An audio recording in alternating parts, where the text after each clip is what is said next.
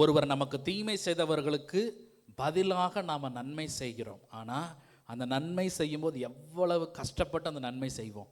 If someone is doing a evil thing to us, but then we are doing good thing to them, but then when you are doing good thing, like how we are suffering ourselves to do good thing to them. அப்படி செய்திருக்கிறீங்களா நீங்க? Whether did you do the good thing to the person who have done evil to you?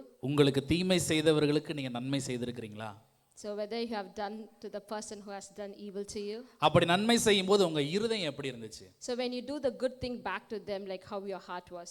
சந்தோஷமா முழு மனசோட மன நிறைவோட செய்தீங்களா? Whether you have done a very wholeheartedly a good thing to them. சொல்லுங்க. இல்ல. ஆனா ஆண்டவர் என்ன செய்தாரு?